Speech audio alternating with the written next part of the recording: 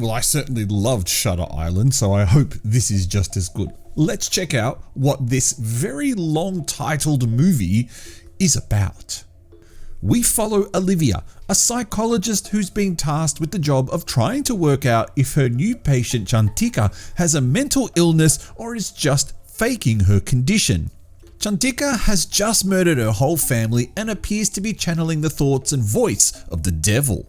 Alongside Officer Rendy, Olivia dives deep into Chantika's mind, but the answer she uncovers is not the answer that she seeks.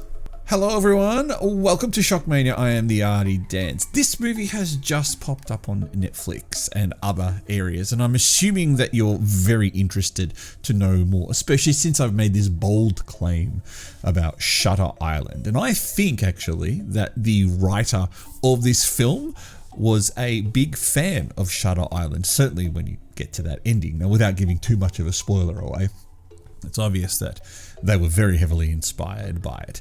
And at the end of the movie, I certainly felt that I'd watched an Indonesian version of it, albeit a horror, thriller Indonesian version of it. However, one thing this movie is not is just a simple horror film. In fact, the horror elements essentially just bookend the film, with a few other scenes kind of interspread throughout. This movie is perfect for someone looking for a mystery thriller with a horror element. The story of the movie, a psychologist trying to understand her patient, is a refreshing change in Indonesian horror cinema. For once, the themes of mental illness and science are explored, with possession and religion being virtually non-existent. But for some reason, this movie just didn't gel with me as much as I wanted it to. Shareefa Daanish plays Olivia, and every time I see her on screen, I'm expecting something awesome. Alongside Julia Estelle, she made Macabre, or Rumah Dara, one of the best Indonesian horror movies ever. And she's mostly great in this, but I can't shake this feeling that she probably sometimes wishes that this movie was more of a horror film, like the recently released Pusaka or The Heirloom, and less like the end product that we got.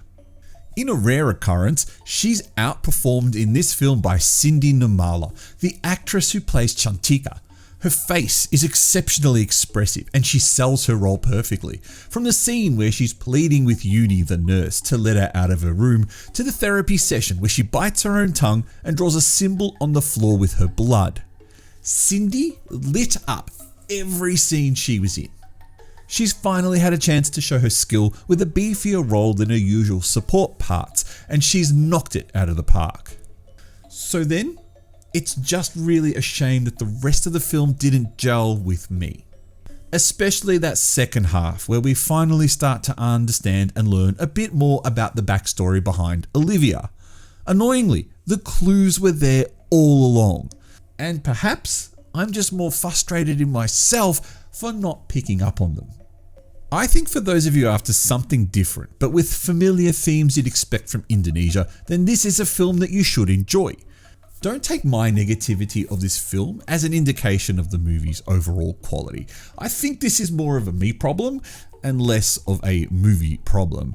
And the bit that confuses me is that I really liked Shutter Island. So why didn't I like this? Using my patent pending ghost rating, which stands for great horror or stupid trash, 2 ghosts is what I will award this. I think this is pretty obvious from my tone that it was going to be 2 ghosts. I really wanted to like more about this movie. I love Shareefa Daanish. Anything she's in, I will just sit there and watch it. But it got to the point halfway through the movie where I'm just like, where's this going? Why am I not picking up what this movie is trying to tell me? And why are the horror scenes really short and not what I expected?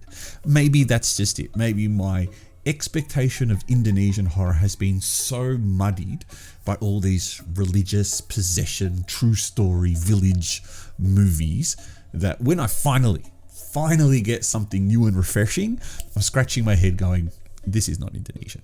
And that's not fair, because I think under better circumstances, I probably would have really loved this film. Anyway, what did you think? I would be keen to know what you think. I know member of the channel, Antony, really enjoyed this film and it did come recommended for him. So sorry, Antony. Usually you and I are very on tune with our recommendations, but this time I think we're just a little bit apart on it. But I want to know what you think of this film. It's called in English, The Messenger of the Devil. Hold on, let me get the full title.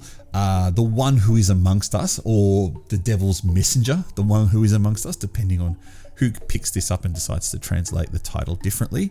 It certainly is a long title. Anyway, like, subscribe, all that jazz. Leave a comment below. Join the Discord. Catch you next time.